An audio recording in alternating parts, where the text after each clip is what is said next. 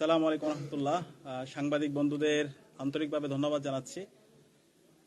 আমাদের জুলাই বিপ্লবের পরে আমরা একটি কথা বারবার বলছি, জুলাই বিপ্লবের অন্যতম একটি আকাঙ্ক্ষা হচ্ছে বাংলাদেশের প্রতিটি ক্যাম্পাসে ক্যাম্পাসে ছাত্র সংসদ নির্বাচনগুলো হয়ে যাওয়া।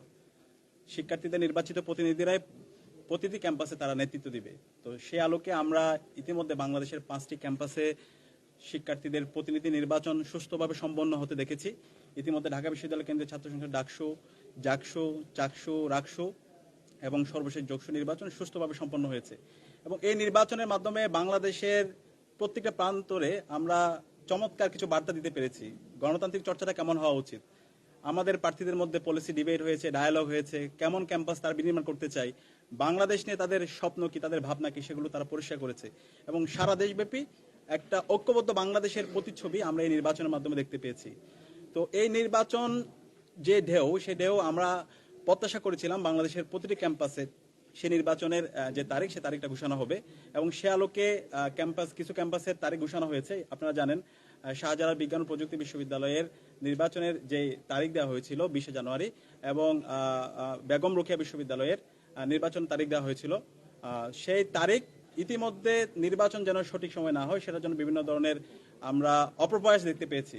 গতকালকে নির্বাচন কমিশন থেকে একটি প্রজ্ঞাপন হয়েছে, সেই প্রজ্ঞাপনের উপর ভিত্তি করে নির্বাচন বন্ধ করার জন্য আমরা অপপ্রয়াস দেখতে পেয়েছি। এবং এই অপপ্রয়াস দেখার সাথে সাথে আমরা গভর্নমেন্টের যারা অংশীজন আছে তাদের সাথে আমরা যোগাযোগ করেছি। শাহজালাল বিজ্ঞান প্রযুক্তি বিশ্ববিদ্যালয়ের ভিসি থেকে শুরু করে প্রশাসনের সাথে আমরা কথা বলেছি। এবং আজকে সর্বশেষ নির্বাচন কমিশন এসেছি। আজকে নির্বাচন কমিশনার এবং সচিবের সাথে আমাদের ফলপ্রসূ আলাপ হয়েছে। আমরা আমাদের কনসার্নগুলো জানিয়েছি। আমরা বলেছি নির্বাচন হবে আগামী মাসের 12 ফেব্রুয়ারি, আর শাহজালাল বিজ্ঞান ও প্রযুক্তি বিশ্ববিদ্যালয় নির্বাচন হবে 20 জানুয়ারি। 3 সপ্তাহ বাকি আছে। এই 3 সপ্তাহ আগে এই ধরনের নিরাপত্তার অজুহাত দেখিয়ে নির্বাচন বন্ধ করে দেওয়া, এটা কোনো ধরনের যৌক্তিক সিদ্ধান্ত হতে পারে না। এটা সম্পূর্ণ একটা অগণতান্ত্রিক সিদ্ধান্ত। শিক্ষার্থীদের নির্বাচিত প্রতিনিধিরা প্রতিটি ক্যাম্পাসে নেতৃত্ব দিবে। শিক্ষার্থীরা যাকে চায় সেই তাদের নেতা প্রতিনিধি হিসেবে সে নির্বাচিত হবে। সুতরাং এই ধরনের অগণতান্ত্রিক সিদ্ধান্ত ছাত্র সমাজ মেনে নিবে না। এবং এই নির্বাচনে প্রায় 4 কোটি তরুণ। সুতরাং আপনারা এমন কোনো কাজ করবেন না, নির্বাচন কমিশন এমন কোনো কাজ করবেন না যার মাধ্যমে তরুণদের আপনাদের প্রতি আস্থাহীনতা তৈরি হয়। তো নির্বাচন কমিশনার আমাদেরকে আশ্বস্ত করেছেন, তিনি বলেছেন তারা যথাযথ ব্যবস্থা গ্রহণ করবে। সঠিক সময়ে যেন নির্বাচন হয় সেটার জন্য তারা ইতিমধ্যে ভিসি মহোদয়কে বলেছেন এবং যারা ওইখানে প্রার্থী আছে তাদেরকে বলেছেন তারা অ্যাপ্লিকেশন করলে এর প্রেক্ষিতে সামগ্রিক নিরাপত্তা নিশ্চিত করে সঠিক সময়ে যথাযথ সময়ে যেন নির্বাচন হয় এবং নির্বাচনের মাধ্যমে শিক্ষার্থীদের নির্বাচিত প্রতিনিধি যেন মনোনীত হয় সেটার জন্য তারা কাজ করবে। তো আমরা তাদেরকে ধন্যবাদ জানিয়েছি। একই সাথে আমরা জানিয়েছি এই যে নির্বাচন 12 জানুয়ারি যে নির্বাচন হতে যাচ্ছে, নির্বাচনটি এটার দিকে সারা বাংলাদেশের সকল নাগরিকরা তাকিয়ে আছে, সারা বিশ্বব্যাপী তাকিয়ে আছে। সুতরাং এই নির্বাচনটা যেন অবাধ, সুস্থ এবং নিরপেক্ষ হয় সে জায়গায় তাদের দায়িত্বশীল আচরণ করতে হবে।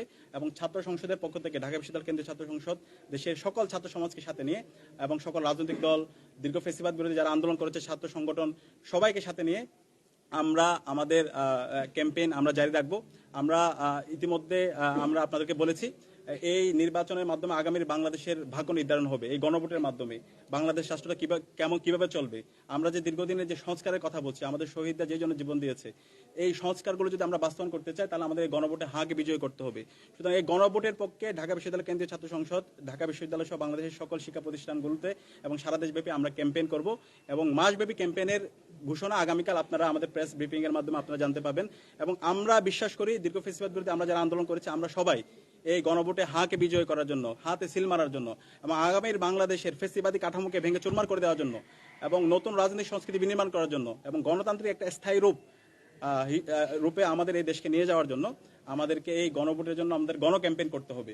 তো আমরা আশা করছি সকল রাজনৈতিক দল, ছাত্র সংগঠন, সিভিল সোসাইটি সবাই আমরা ঐক্যবদ্ধ হবো, আমরা আমাদের কাজ জারি রাখবো। একই সাথে আমাদের প্রতিটি ক্যাম্পাসে ক্যাম্পাসে যে গণতান্ত্রিক ধারা অব্যাহত হয়েছে, এই ছাত্র সংসদ নির্বাচন, সেই নির্বাচনও নির্ধারিত সময় হওয়ার মাধ্যমে শিক্ষার্থীদের নির্বাচিত প্রতিনিধিরাই বাংলাদেশের প্রতিটি ক্যাম্পাসে ক্যাম্পাসে তারা নেতৃত্ব দেবে এই আশা ব্যক্ত করেছে এবং ওনারাও আমাদের সাথে সম্মতি জ্ঞাপন করেছেন। আমরা আশা করছি খুব দ্রুত সময়ের মধ্যে যেন যেই তারিখ ঘোষিত হয়েছে সেই তারিখের মধ্যে নির্বাচন সম্পন্ন হয় এবং এর মাধ্যমে আমরা আমাদের এই গণতান্ত্রিক ধারা অব্যাহত রাখি।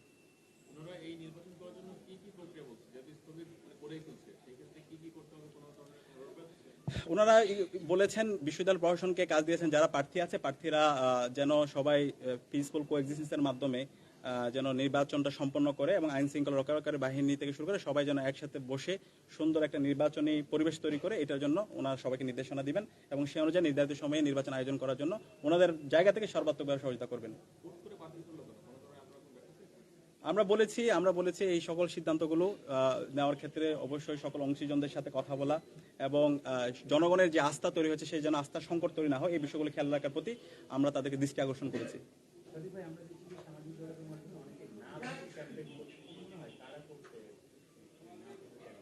আচ্ছা, না ভোটের ক্যাম্পেইন যারাই করছে আমরা দেখছি, না ভোটে যারা ক্যাম্পেইন করছে তারা হচ্ছে ফেসিস্ট, যারা বাংলাদেশকে সেই আগের পেছনের কাদায় নিয়ে যেতে চায়, বাংলাদেশে আবার সেই পিলকানা ট্র্যাজেডি ঘটাতে চায়, বাংলাদেশে আবার সেই শাপলা ম্যাসাকার করতে চায়, আলেম ওলামাদের হত্যাকাণ্ড চালাতে চায়, আবার সেই আইনাগর তৈরি করার মাধ্যমে তারা এখানকার নাগরিকদেরকে গুম করতে চায়, খুন করতে চায়, ক্যাম্পাসগুলোকে সন্ত্রাসের রাজত্ব কায়েম করতে চায়। সুতরাং এই ধরনের নায়ের যারা ক্যাম্পেইন করবে বাংলাদেশের নাগরিকরা তাদেরকে লাল কার্ড দেখাবে, না যারা বলবে তাদের ঠিকানায় বাংলাদেশে হবে না, তারা বাংলাদেশের সেই ফেসিবাদী কাঠামোকে রেখে দিতে চায়। তো আমরা এই জুলাই বিপ্লবে আমাদের শহীদদের আত্মত্যাগ, তাদের মূল স্পিডটা হচ্ছে একটা বৈষম্যহীন ইনসাফভিত্তিক বাংলাদেশ বিনির্মাণ করা, রাষ্ট্র সংস্কার করা। তো এই রাষ্ট্র সংস্কার করার জন্য গণভোট অবশ্যই হাতে সিল মারতে হবে এবং বিজয়ী করতে হবে এবং সে জায়গায় ফেসিবাদ বিরোধী আমরা যারা আছে আমরা সবাই আশা করছি ঐক্যবদ্ধভাবে এই ক্যাম্পেইন করে আমাদের রাষ্ট্র সংস্কারের যে প্রক্রিয়া সেই প্রক্রিয়া আমরা সবাই পরস্পরকে সহযোগিতা করব। এই যে ছাত্র সংসদ এবং পেশাজীবীদের যে নির্বাচন স্থগিত করলো, আপনাদেরকে মানে কি মনে হয় যে কোনো একটা দলের পক্ষে জনসমর্থন বোঝানো মানে আপনার বোঝাচ্ছে সেইটার আশঙ্কা থেকেই কি নাকি অন্য কোনো উদ্দেশ্য? আমরা এইভাবে এটাকে পলিটিসাইজ করতে চাই না। আমরা চাই এখানে সকল রাজনৈতিক দলগুলো তারা দায়িত্বশীল আচরণ করবে। এই ছাত্র সংসদ নির্বাচনকে এভাবে পলিটিসাইজ করার কিছু নেই। শিক্ষার্থীদের নির্বাচিত প্রতিনিধিরাই ক্যাম্পাসগুলোতে নেতৃত্ব দিবে।